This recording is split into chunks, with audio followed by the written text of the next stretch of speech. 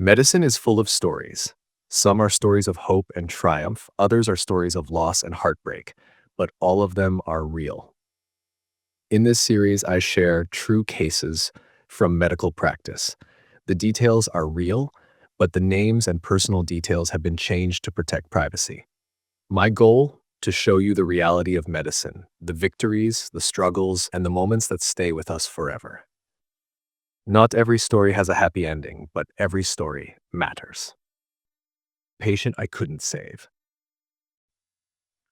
I still remember the first time I met Claire Dawson. It was a chilly autumn morning, the kind where the hospital hallways smelled like fresh coffee and antiseptic. I had just finished my rounds when my nurse, Amanda, handed me a file. New patient, Dr. Carter. Claire Dawson, 38 years old, suspicious mass in the right breast. Biopsy results just came in. I flipped through the pages, my stomach tightening as I scanned the pathology report. Invasive ductal carcinoma, grade 3, lymph node involvement. This wasn't the kind of cancer we caught early. This was the kind that had already started its silent invasion. I exhaled and walked into the exam room. Claire sat on the edge of the examination table, swinging her legs like a schoolgirl. She was beautiful in a natural, effortless way. Deep auburn hair, bright green eyes, the kind of face that belonged on a magazine cover rather than an oncology clinic. She turned to me and smiled, but there was a flicker of something behind her eyes. Worry. So, Doc, she said, her voice light, almost playful. I assume you're not here to tell me I've won the lottery? I sighed, pulling up a stool to sit across from her. I had delivered bad news more times than I could count, but it never got easier. Claire, the biopsy confirmed it's cancer. Her lips parted slightly. No tears, no gasp, just a slow nod. Okay, what's next? No denial, no panic, just a woman who already knew what she was up against. I started explaining the treatment plan, surgery, chemotherapy, radiation, but she waved a hand, stopping me. Doc, let's be real. Just give it to me straight. How bad is it? I hesitated. Some patients needed hope. Others needed honesty. Claire needed the truth. It's aggressive. We need to act fast. She took a deep breath, staring at the ceiling. All right, then we fight. And fight she did. The battle. Claire attacked cancer like it was an opponent in a boxing ring. She opted for a double mastectomy without hesitation. If one side's gone bad, might as well take the other while we're at it, she joked. But I knew it wasn't just about prevention, it was about taking control in a situation where she had none.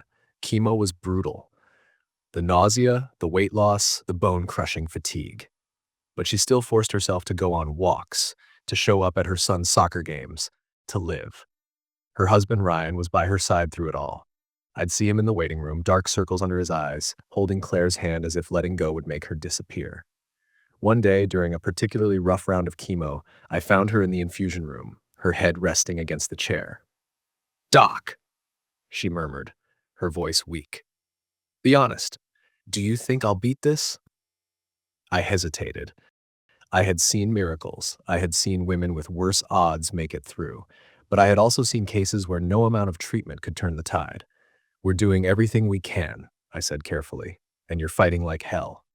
She gave me a small smile. That's not a yes. For a while, things looked promising. The scans showed shrinkage. The tumor markers were dropping. Ryan started talking about planning a post-cancer vacation. Italy, maybe Greece. Then one evening, my phone buzzed. Emergency admission, Claire Dawson. By the time I reached the hospital, she was already in a bed, an oxygen mask over her face, her skin pale and clammy. Pulmonary embolism. A blood clot, a cruel, common side effect of cancer and chemo. We stabilized her, but I could see it in her eyes. She knew. The fight had taken its toll. The next scans confirmed what I had feared. The cancer was back, and this time it had spread. Liver, lungs, bones, metastatic, incurable. The conversation no doctor wants to have.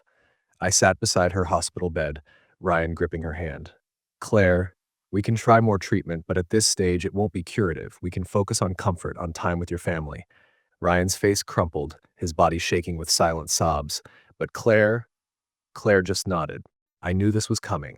I'm so sorry. She squeezed my hand. Doc, don't be. You fought for me. I fought too. But I think it's time to put down the gloves. She chose hospice. She spent her last days at home, surrounded by her family, by love, by life. The final goodbye. I visited her on a Sunday afternoon. She was weak, her breathing shallow, but she still managed to smile. Doc, I want to thank you. For what? For treating me like a person, not just a patient. Her fingers, thin and frail, reached for mine. Promise me something? Anything. Keep fighting for the next Claire, and the one after that, even when you know you might lose. I swallowed the lump in my throat. I promise. Claire passed away that night. The patient who changed me. There are patients who come and go, whose names fade over time. And then there are patients like Claire, patients who remind you why you do this work, even when it breaks you. Some battles we win, others we don't, but we fight anyway, because every Claire deserves a doctor who will fight, even when the odds are against them. If you enjoyed this story, don't forget to like, subscribe, and leave a comment. Your support helps share more stories like this.